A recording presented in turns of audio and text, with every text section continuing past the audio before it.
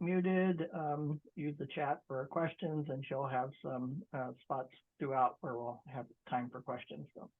But she's going to introduce us to native annuals in the landscape. So in the past, all we've really focused on is the perennials. And so this is a really new session for us. It's really cool, introducing new plants we may never really knew about. She'll give us a good selection of plants and teach us how to take care of them, how to use them. She'll cover annuals that could be just used in a container. So if your home situation is a patio, that'll work. And she'll talk about pollinators and cutting gardens, and even if you have a big yard, how to introduce annuals. Betsy is a Purdue-educated landscape horticulturalist and designer, and she specializes in using native plants in clients' landscapes. She's the board president of Sustainable North Central Washington and teaches classes at Wenatchee Valley College. So she's an awesome speaker. Betsy, thanks for coming back. She's been here for several years now. So let me stop sharing and turn it over to Betsy. Great. Thank you, Kirk. Thank you, everyone. Let me share my screen. And use this one. Okay.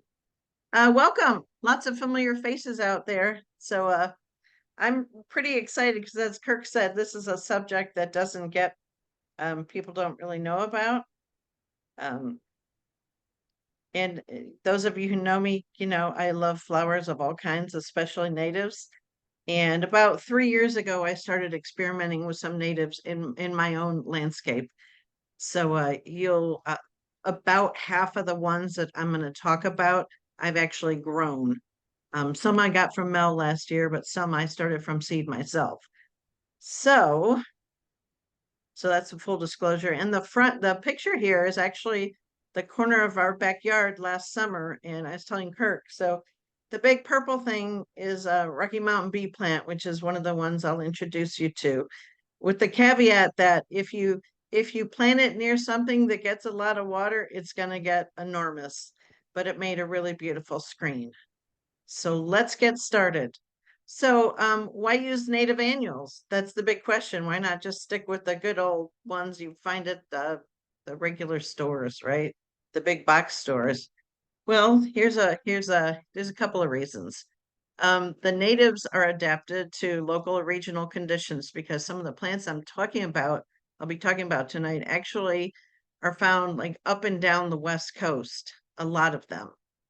But non-natives may require lots and lots of water, and a lot of them need to be fertilized regularly through the growing season.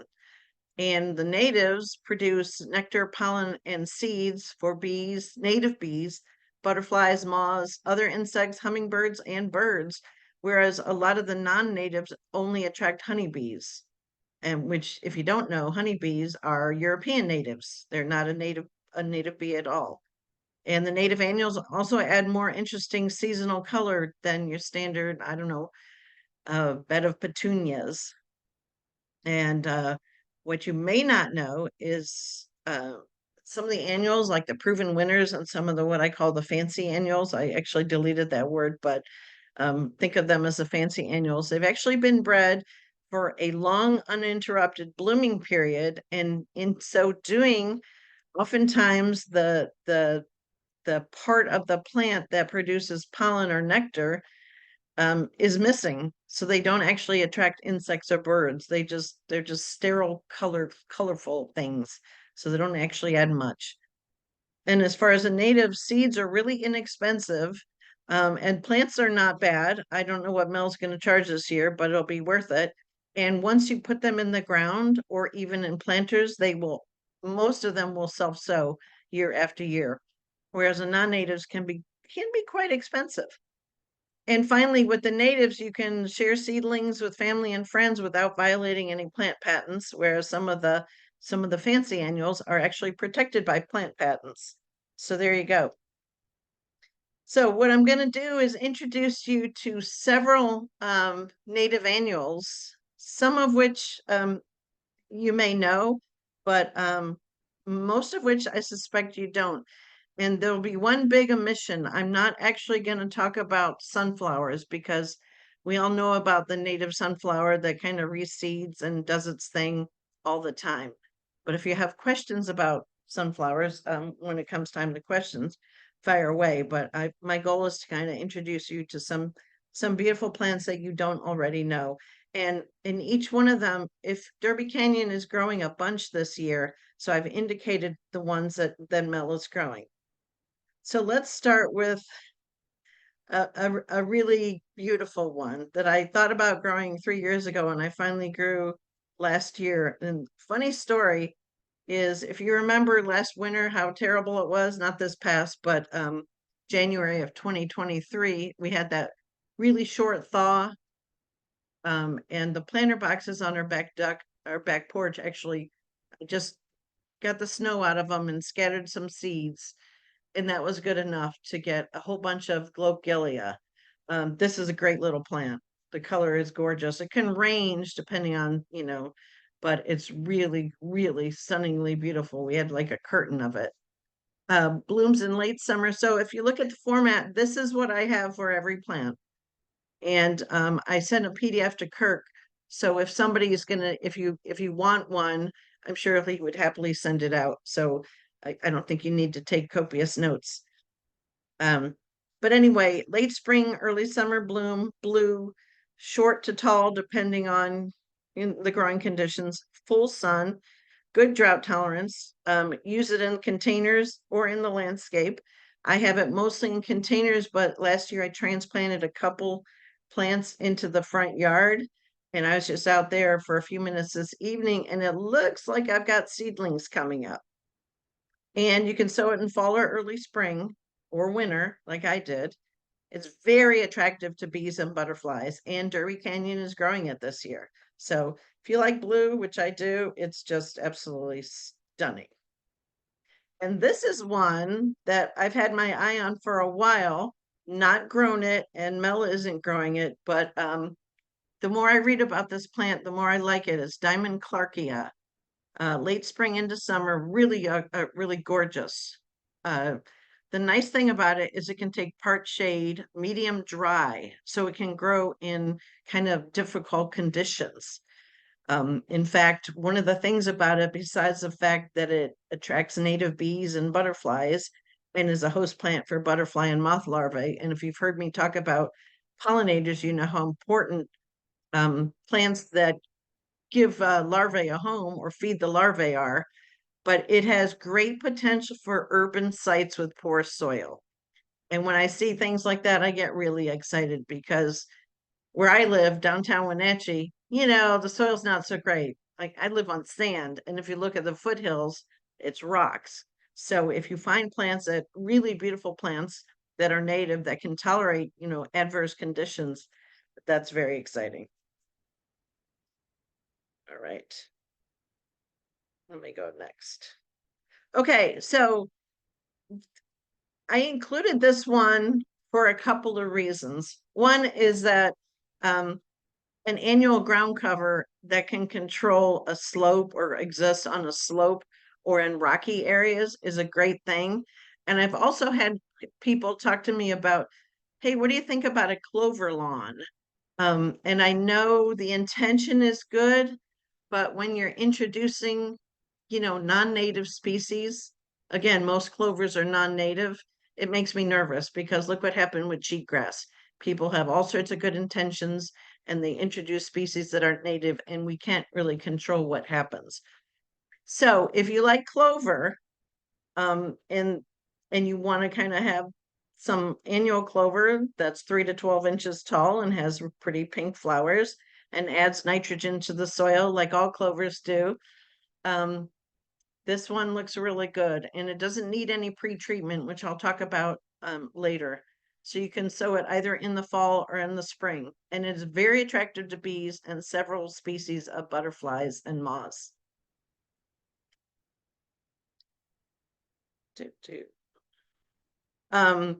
Farewell to spring, and I got some of this. Mel's growing it again this year at Derby Canyon Natives, and I got some plants from her last year, and if you look at it, it's gorgeous, right? And it really, really looks that way. And it had a really long bloom period.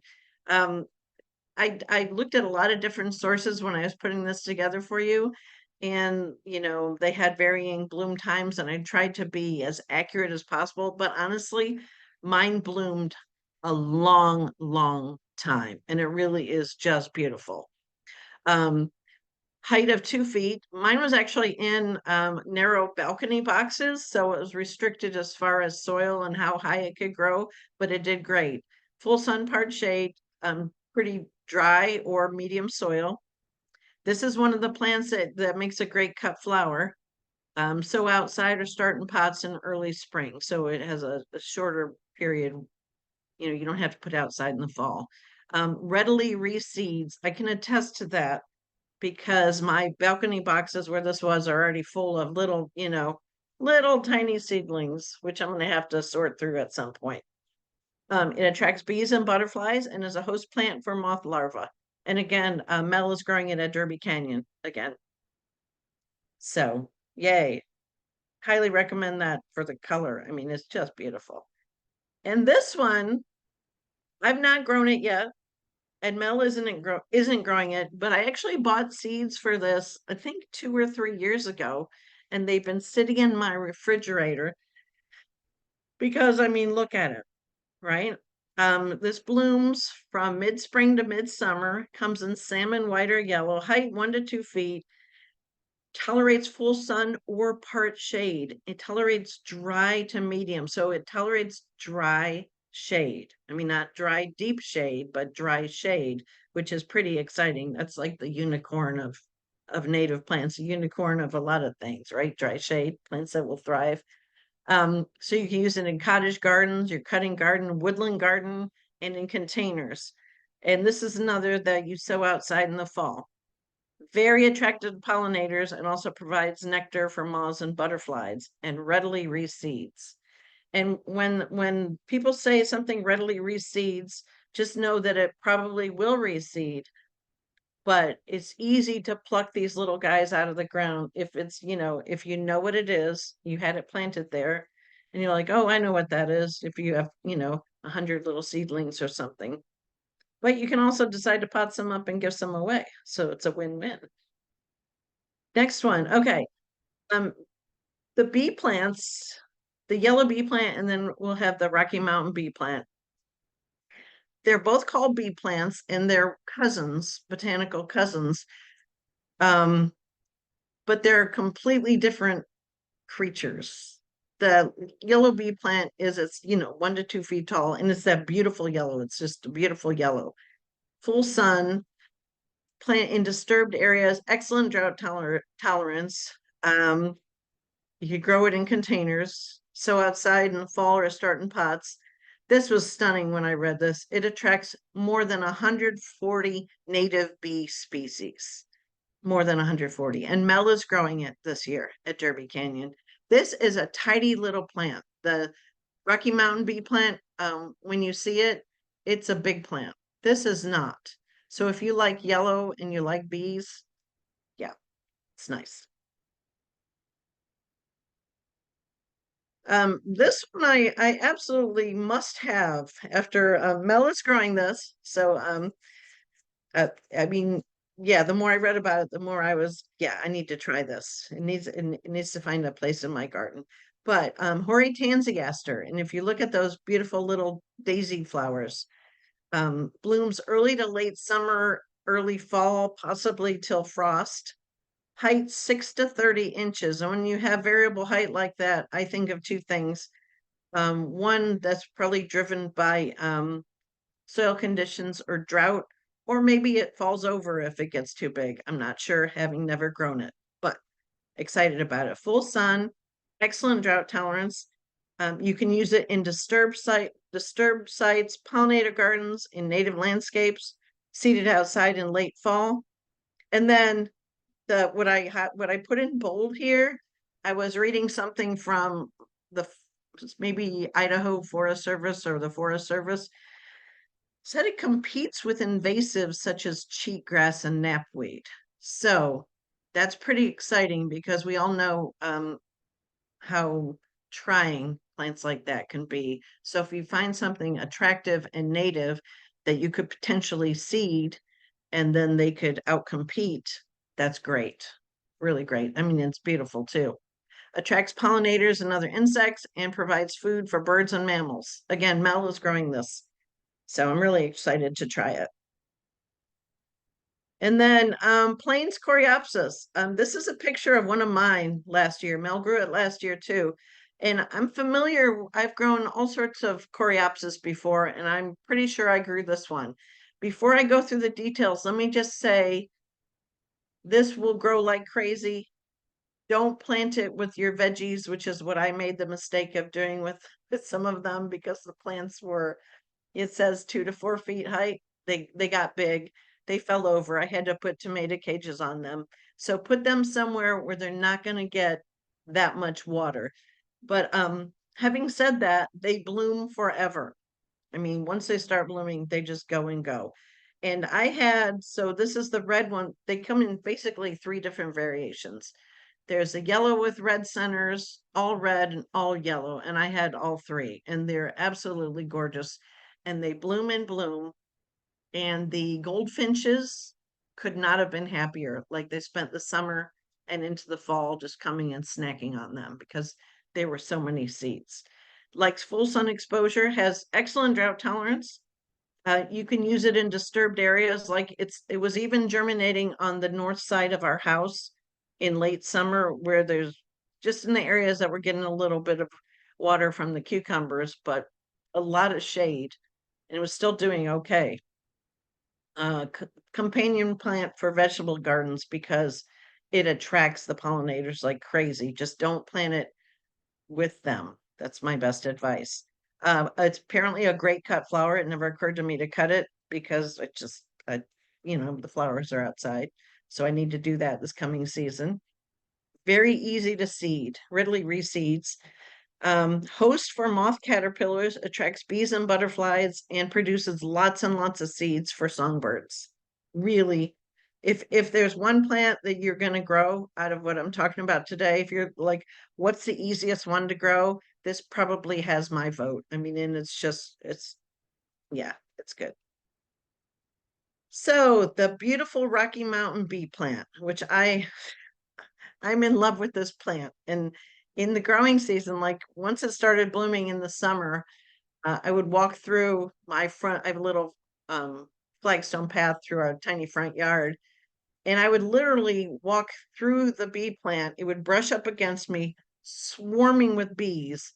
And the bees didn't care that there was a person walking through because there are so many flowers. I mean, it's crazy how many flowers there are, and they're absolutely beautiful. So let me go through some details because, as I said, it can get kind of large. Blooms from summer into early fall, pink, white, purple. Mine were all in that pink to purple range. I didn't have any white. And the theoretical height is 4 to 5 feet, but I was telling Kirk that the ones that were in the back and that got watered every time I watered the cucumbers, they got to like 8 feet tall. So I had to like prop them up with paving stones because they just fell right over.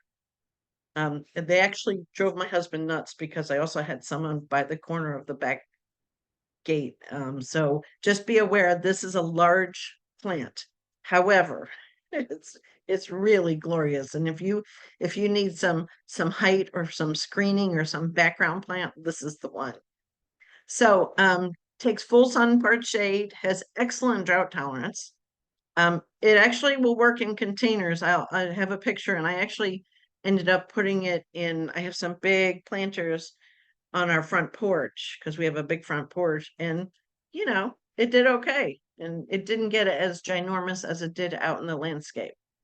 I'm probably going to have 10,000 seedlings of this.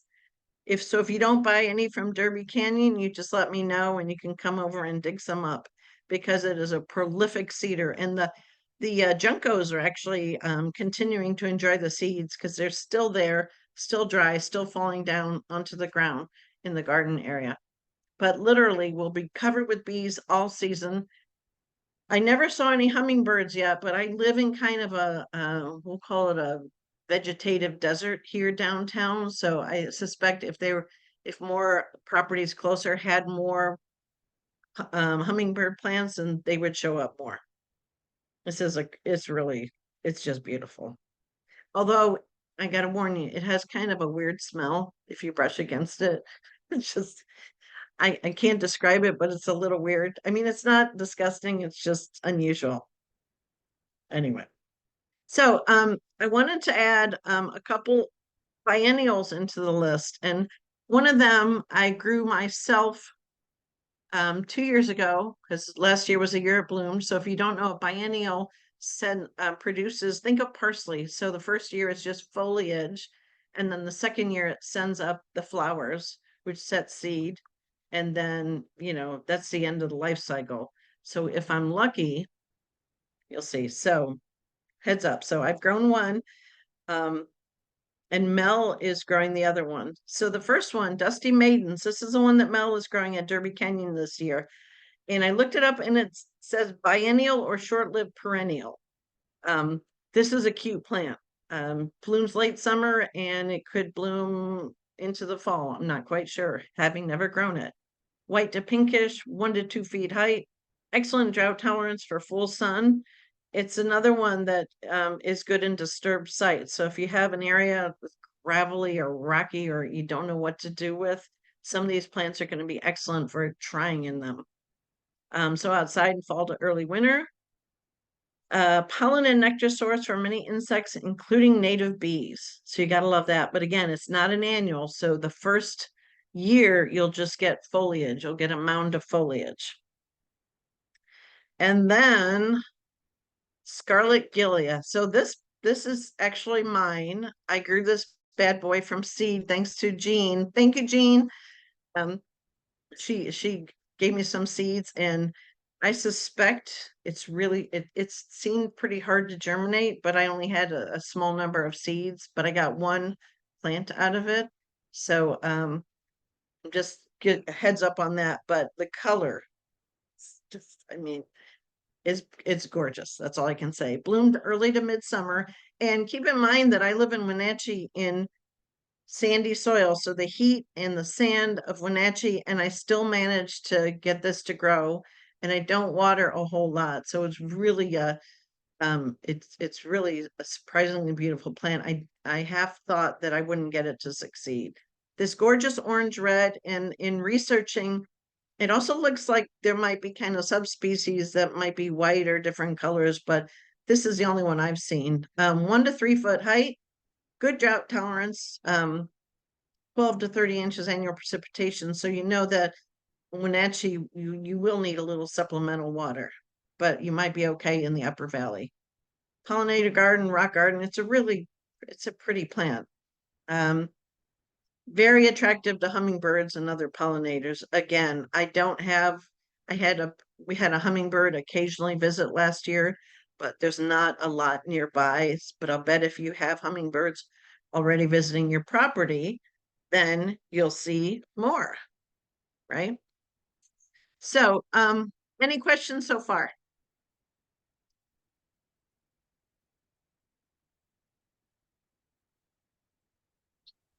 Yeah, I put a question in the chat, but so I'm in Leavenworth. So would these, when you say they reseed, would that work up here or? Yes. So basically, most of these have a really wide range from like BC down into Northern California, a lot of them. So that's what I mean by wide range. Very few of them are very super hyper local. So yeah, as long as you're not, cutting them back or whatever, if you just let them do their plant thing, they will almost certainly reseed. Some better than others. Like I already know that I have bee plants in the front, and I'm pretty sure I've got some of the globe gilia, and I thought I spotted a scarlet gilia, but I'm gonna wait and see. But yeah, it shouldn't matter. So you just let them die back? Is that what you're saying? Yeah. Okay. Yeah. So I'm assuming that would be the same for like plain, where we still have snow on the ground? Yes. In fact, you probably the more snow you get and the earlier get, that's the only trick with seeding perennials, same with seeding annuals. You have to, if it's a plant that has to go through that chilling period, you got to try to beat the snow when you seed it. So you might have to seed it a little earlier. But if you have, once you get plants established, you know, they'll drop the seeds in late summer into the fall, and then the snow will hit, and they just do their thing under the snow, and come spring the snow melts and you're like, hey, where did you guys come from? You know.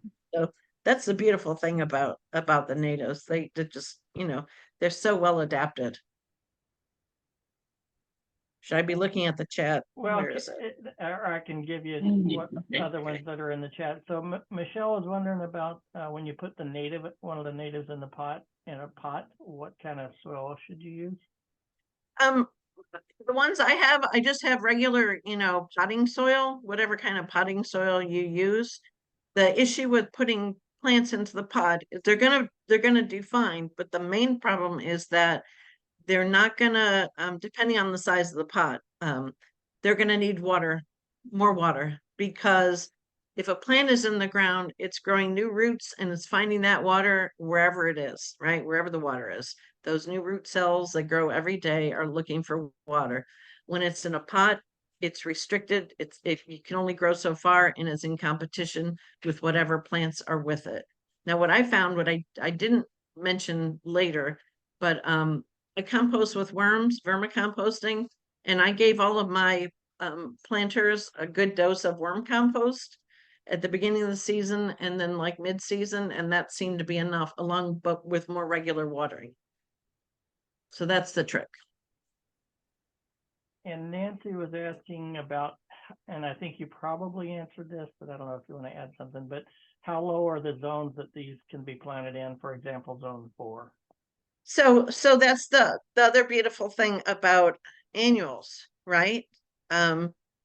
Because the zones are determined by the average lowest winter temperature. So the lower the zone, the colder the winter is on average. And that is the reason that's important, is because the zones they don't really affect the top of a plant, because a lot of plants, the top can die and they'll just, you know, regrow. But if the roots are killed in a perennial, then the plant is dead. But with an annual, because you're going to start fresh every year with new seeds and new plants, the zone doesn't matter. The only thing that would matter is, you know, does it get too hot so that the plant is going to stop blooming, or is there not enough water, or is there too much water? So there's annuals, these native annuals would be a lot more forgiving than perennials. Are there others? It's like, That's all I don't in know the where to chat, unless somebody else has a question. Yeah, it's tough to find the chat when you're sharing the screen. yeah, I don't even know where it went. Yeah, it may be up Oh. at the top, but Jean asked if you wanted to make seed balls from these annuals, when would you collect the seed? She's thinking fall. I would collect them as soon as they start producing seeds, like when they're done blooming. Jean, I also have a ton of Rocky Mountain bee plant seeds if you want to get some, but they wouldn't, you know, if you use them, they probably won't germinate till next year. But yeah, come by. Yes, Jean, go ahead. I was just looking for reaction more than a raised hand, Betsy. Thank you so much. I'm excited. You're welcome. Yeah, there's a lot of them. I have a lot of seeds still on the plants, so we could go around and shake the seed pods and you'd get a bunch. Any more? Not How do you- at this point. Oh, go ahead, somebody. Okay, good. We're doing okay. I tried to keep it more focused than my usual overload. Okay, so I've given you this is some specific ideas for planters. And if you're wondering, over here on the right, that is our front porch last summer. So this is Globegilia, the blue one. And to the left of that is a young Rocky Mountain bee plant. It got a lot bigger. as the summer progressed. That was the extent of the annuals in it, although I have Oregon Sunshine, which is a perennial, and then I put blue bunch wheatgrass. So in my ideas for planters, I'm just doing all annuals, but if you want to combine native grasses and native perennials, because my thought was, well, I'll plant the Oregon Sunshine in the fall, which didn't happen, but my intentions were there. But you could do that, and then in the fall, because we know that's a good time to plant, you could take out the perennials and any grasses and go ahead and put them in your landscape and just leave the annuals. So these are big planters. I'm talking about, they're about 18 to 24 inches. I mean, they're big. So I would not use Rocky Mountain bee plant and anything much smaller than that. But I've got some ideas for you. And if you look at it, it's really all about when you're thinking about annuals and planters, normally with traditional annuals, they're going to tell you about, okay, the height, because you want something that's tall, and then you want something kind of smaller, and then you want something that's going to spill over. Well, this is kind of a variation on that because we don't have as many choices. I mean, you can't go to Lowe's or wherever and have 20 different little whatever to choose from. So what I've done is I've looked at color and bloom time and habit to a certain extent, but mostly color and bloom time to give you some options. So if you remember the plants we just looked at, so the Globegilia, which is that beautiful blue, plus Farewell to Spring, which is that beautiful hot pink with white, and the large flowered Colomia, which is that kind of salmony yellow color. There's one version. Then Globegilia plus yellow bee plant, and the yellow bee plant, remember, is a lot better behaved than the Rocky Mountain bee plant, plus the Horticulturist, which is the little purple daisy aster-like plant. And then Globegilia, and Globegilia is easy. It's easy to grow, plus it's got that blue, plus it's earlier in the season, plus Farewell to Spring again, and then plus the Horticulturist. You're seeing a common theme here, right? Then the large flower Colomia, plus Farewell to Spring, plus the yellow bee plant. Farewell to Spring, yellow bee plant, Horticulturist. Now we're getting into the real colors. The Plains Coreopsis. So whether you have the red or the yellow or the mix, you add the yellow bee plant and the Horticulturist. And then the big one, right? Plains Coreopsis, which again, it can get up to 4 feet tall. And the Rocky Mountain bee plant, which 4 to 5 feet tall, in the Horticulturist. So this would be if you have like a big pot, a spot where you need to you want to make a big statement.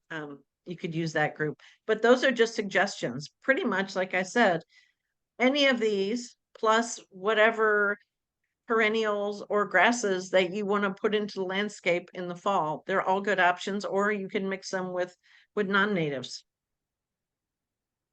Okay. In the annual pollinator garden, so most of these plants are great pollinator plants, as we saw.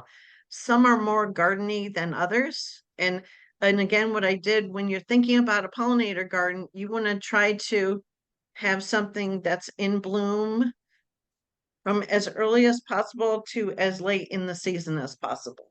And because these are your annuals, you're basically supplementing the perennials and the shrubs and the trees that you already have in your landscape. So you don't have to be oh my gosh, it has to be perfect. Just think of it as a supplement or a way to attract even more birds and bees and butterflies and moths and other insects. So some of my ideas, again, thinking about, okay, you want to think about the colors that are gonna work together, and then when are they blooming? Because you want a sequence, and there's gonna be overlap, but you definitely don't want them to all bloom in May or June and then there be nothing, right? So Globegilia, Farewell to Spring, Diamond Clarkia, Yellow Bee Plant, Horticulturist. Now you understand why I told Mel that I need some Horticulturist, because I think it's going to be really super useful. Diamond Clarkia, Farewell to Spring, Yellow Bee Plant, Horticulturist, and Rocky Mountain Bee Plant. So that would be if you have a larger the ones with Rocky Mountain bee plant, you're either going to have it against a fence or against, you know, something big where you have a space for it. And then again with the colors, large flowered Colomia, Globegilia, and maiden clover, because why shouldn't you have a ground cover in your pollinator garden, right? There's no rules that say you can't, so do it. And then the plains coreopsis, and Rocky Mountain bee plant. So you think of these, they're all kind of different permutations, but really you are limited only by your imagination and your budget when it comes to this, honestly. Okay, so in the landscape, there's a lot of great ways to use annuals in the landscape. And I was reminded of this by new clients who have bare soil and they don't think they can tackle it all at once. So the first use would be to fill in bare spaces, basically among your perennials, ground covers, and shrubs until they fill in. So if you've planted the right way with natives, you know, you have these little tiny plants, and then you give them 2 or 3 feet, so you have a lot of empty space for a couple of years. Use annuals, fill them in. My front yard for the first 3 years we were here had a lot of sunflowers. And over time, each year I pull out most of the sunflowers, and now there's just a couple of key areas where the sunflowers fill in. They're easy to do. You can, because you grow them and they reseed, you can easily identify them. So you're not like, is that a weed or isn't it a weed? It's like, no, I know what that is. And I have enough of you. Thank you. You've done your job. I'm moving on. Right. And then if you plant young trees, you know, it's going to be 5, 10, 15 years before they provide any measurable shade.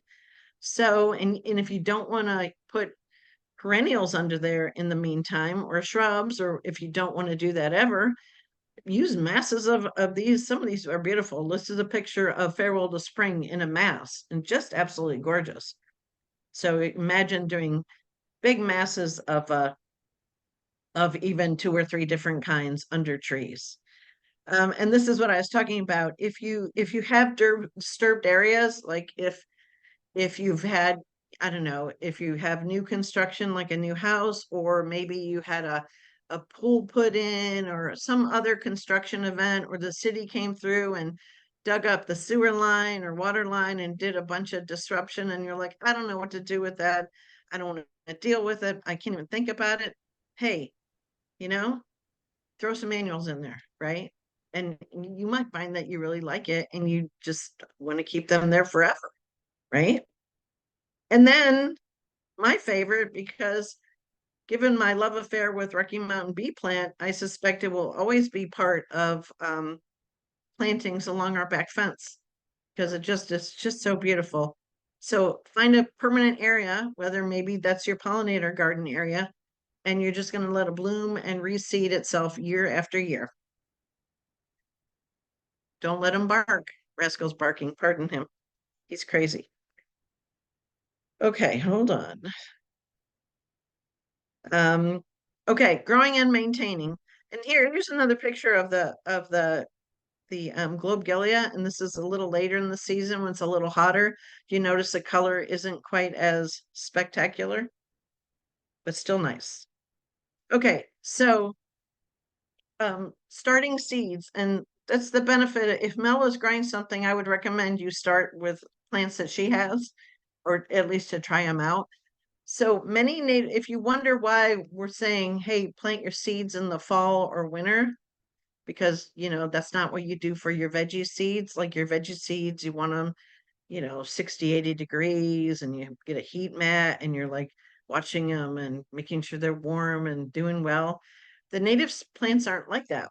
The seeds, we talked about it earlier, but when the seeds fall, they get buried under snow.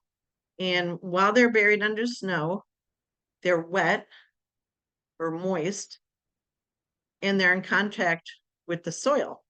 So that process is, if you've heard people talk about moist stratification, that's basically what it is. It's that the seeds are in contact with moist soil for a minimum amount of time. And it varies by species. It's 30 or 45 or 60 days. Some plants it's even 90 days. And that breaks dormancy. If they didn't have that, then the seeds would be falling off in the summer and in the fall, and they'll just start growing and then they'll all die because it's too hot. So conditions for plant growth are so much better in the early spring than they are in, late summer. So that's what happens. So that's why seeds need to be sown outside if you're going to sow them outside, or even if you're starting them in pots and they require fall or winter planting, you put them in the pots, then you put them in a cold place outside somewhere. So we have a sleeping porch on a very old house and there's no heat in it. So when I do start annuals or natives out there, it gets cold. So they get that cold temperature, but yet they're in soil, they're planted. They still get that cold treatment that they really need. And then for direct seeding outside, and Mel addressed this a little bit last week. So the big important thing is to make sure you actually have bare soil. So no weeds, no other plants. I mean, you could have other plants if you have like shrubs or trees, individual plants, but you don't want an area that's got grass or all sorts of other stuff in it. So you want that cleared out, and then you're going to rake it. And then you're going to scatter the seeds. And then this sounds weird, but you're going to walk on the ground, or you're going to dance on the ground. You're going to do you're just going to, what you're doing is creating good seed to soil contact. So think of the seed, and if it's just resting on the surface, it won't be as successful. But if you push it into the soil, that's really important. And you might read about some species might say, bury an eighth of an inch or whatever. But if you rake the soil and the seed lands and you walk on it, you're basically imitating what happens in nature. The seeds fall, they get smushed down, birds walk on them, whatever, and you're helping germination. And then, as I said, the seedlings will emerge in the spring. And because they're not fancy, high-priced plant patented annuals, you can, without breaking the law, move them around or pot some up and give them to friends and family. So that's another benefit. You're not breaking the law. Okay, so maintenance. That was a question, and it's always a question. And Mel, I really appreciate you talking about making quote unquote messy normal, because it's not messy, it's just habitat, right? So let's talk about for annuals.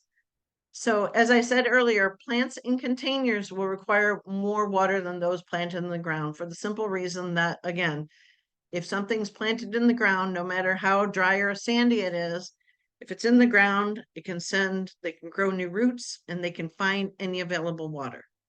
If it's in a pot, it can't do that. So it's completely reliant on you. And there is a product whose name, Soil Moist.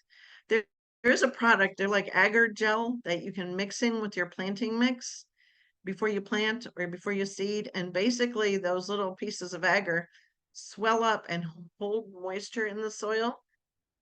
And then the roots will find them, and then they gradually dry out. So there are ways around it, or I know a lot of people with irrigation systems have irrigation on their planters, but or we have a great neighbor.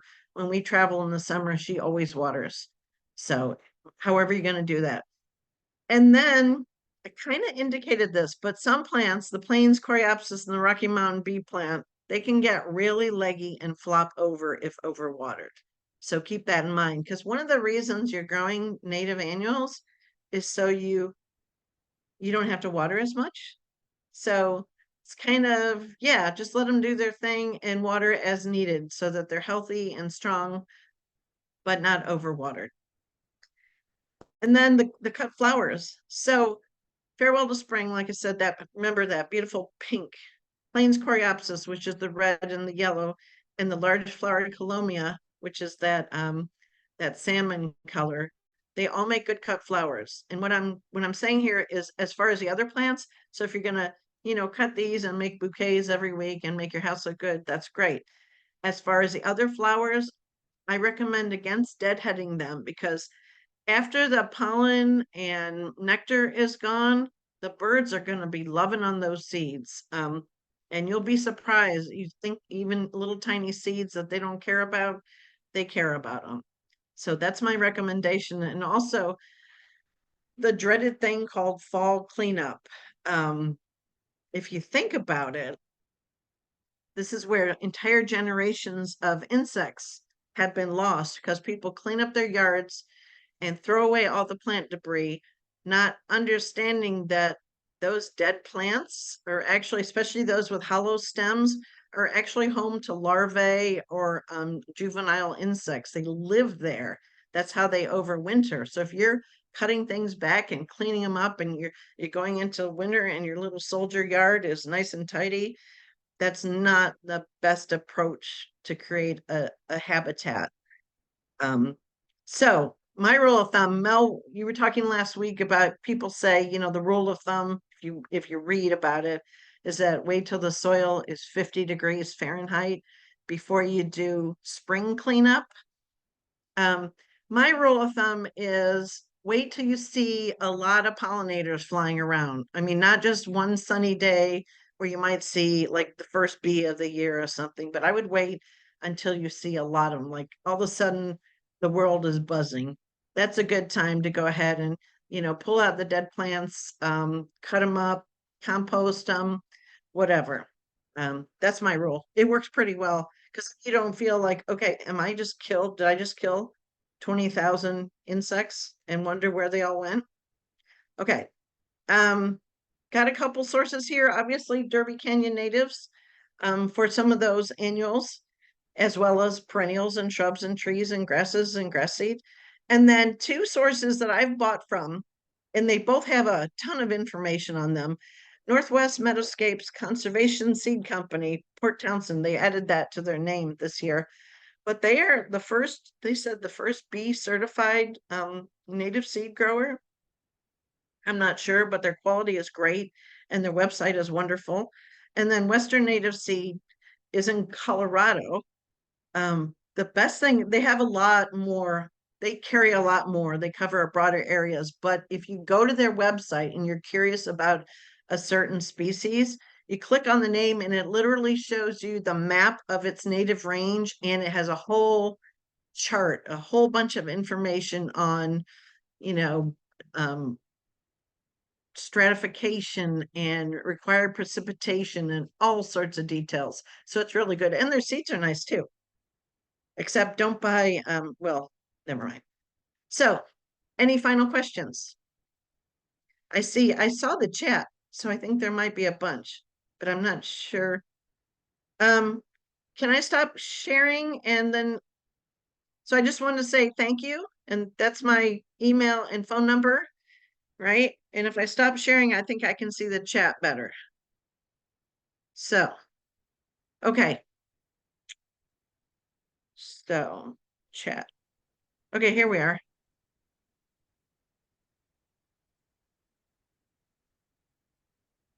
Okay, hold on. Got it. What is this? Yeah, When you have some Go ahead, questions, Kirk. if you have questions, go ahead and pop them in the chat. And Betsy, could you put your email in your I will. contact info, your website contact info in the chat?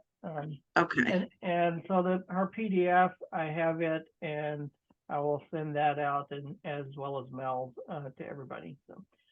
And it'll also be posted on Cascadia's website. But any questions? Looking, yeah. Yes. Mel is right. Mel only at Derby Canyon will only be selling annual plants, not annual seeds. The other two sell annual seeds. Somebody asked if you've had monarchs come to your garden. Not yet. Not yet. I do have a bunch of showy milkweed on the side of the house, but we had some tiger swallowtails on there, but no monarchs yet. And the problem is, as you probably figured out, as wild areas have been converted to, residences or businesses or orchards, those wild plants are lost. So that's why it's so important to replant them. You can only hope, right?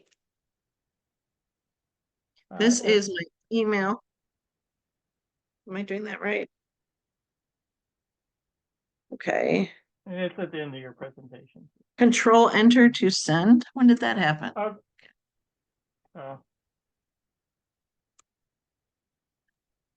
Sorry.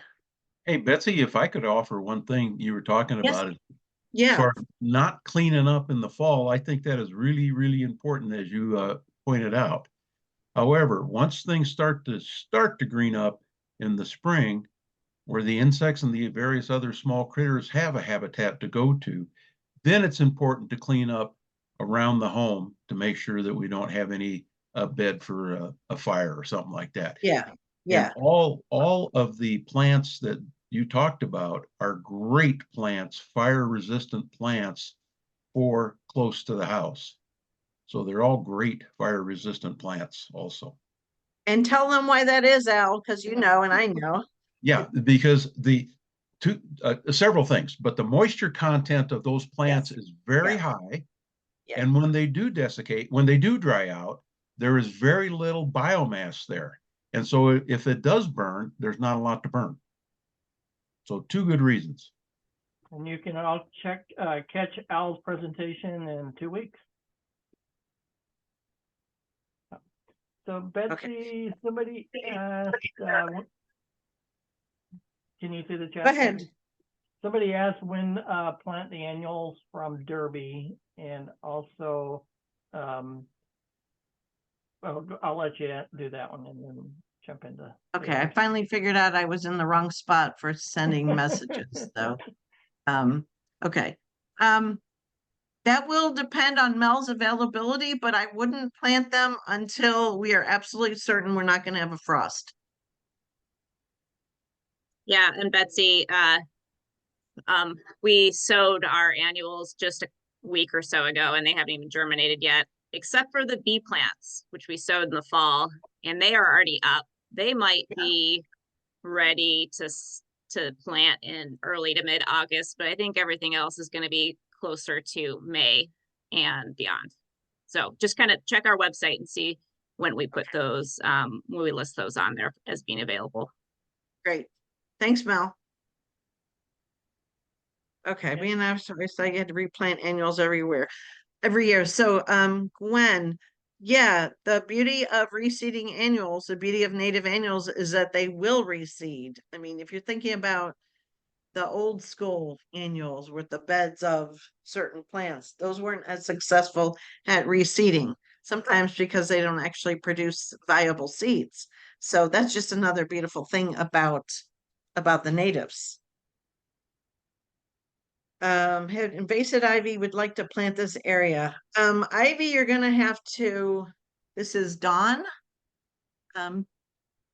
For Yes. invasive ivy, are you meaning English ivy, I'm assuming, so probably a two-step process. And I would say, I'm not a huge fan of chemicals, but a brush killer is probably gonna be necessary because those roots are gonna be everywhere. And do that on a windy, warm, no, a not windy, calm, warm, sunny day. Then give that, a week or so to do its thing. And then you're really gonna have, you could even hire someone with like a small machine, but you're really just gonna have to dig those bad boys out. And you're gonna keep an eye out and you're gonna keep pulling them out. It's gonna be tough. The English ivy should be illegal, honestly. It's really, it's trouble. It's trouble with a capital I. Observations about rabbits and deer. Rabbits, there were a couple plants on this list when I was doing the research said they were deer resistant, but some of you know my personal philosophy is that you plant enough and let them share in it. So, I'm a tree hugger, so but that's my personal approach. You're never gonna be able to stop animals from enjoying your landscape because part of the reasons we plant annuals, one of the reasons we plant annuals is that so we can kind of bring nature to us and be a part of nature and get rid of that strict dividing line between here's my area around my house, which is for humans only, and then nature outside of that. We're trying to blur those boundaries. So, I actually don't have rabbits or deer because I have a tiny urban yard and dogs. So it is not a problem. But birds wreak plenty of havoc and I welcome them. So, yeah. Anything? Oh, 2 new messages. Let me see. Rabbits and deer, okay, these annuals in June, thank you. So anyway, but there were a couple that did indicate deer resistant, but I would never plant anything based on the deer resistance. You plant what I find in a landscape, you want to plant the things that you love, the things that bring you joy, and the things that, maybe have your favorite colors or attract your favorite butterflies or birds that you like, or all those things. And then just deal with the rest. Well, and something you always talk about, Betsy, is you're creating habitat. Exactly. Like I said, that you're bringing the habitat home, so you're sharing part of it, so you can enjoy the birds and the insects and the butterflies and all those things. And like I said, if you decide to grow Rocky Mountain bee plant, don't be afraid to walk through it, even if it's covered with bees, because the bees are not interested in you. They got other things on their mind. They're very happy.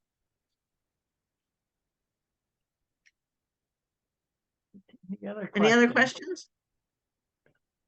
Any final questions? And you're welcome, all of you.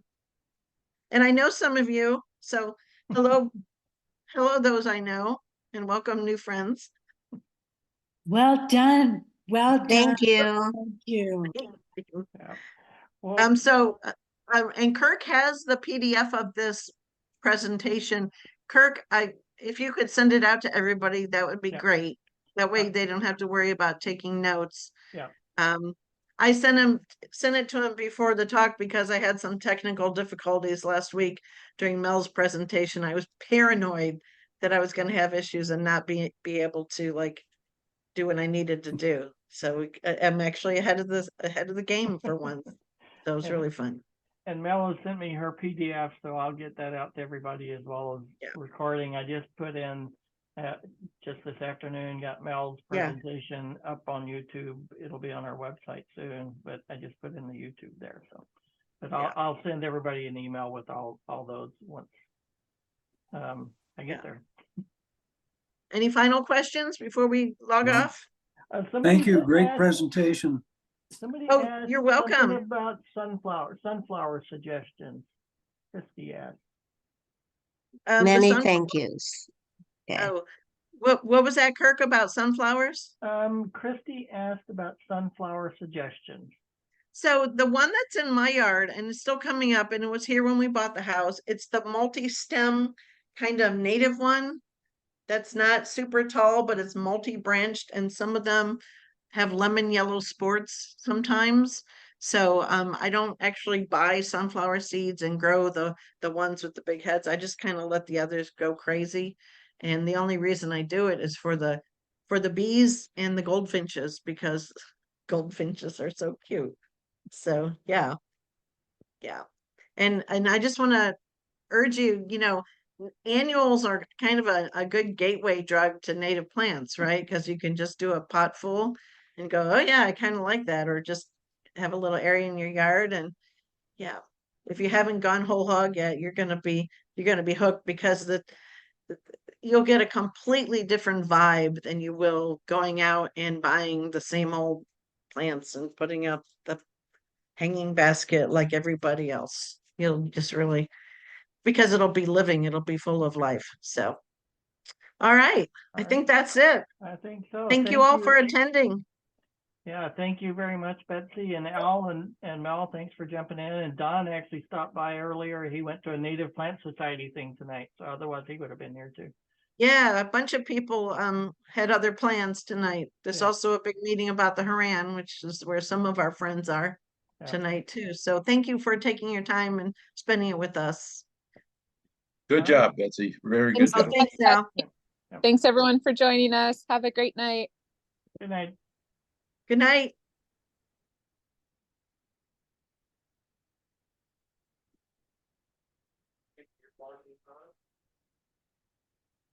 I am.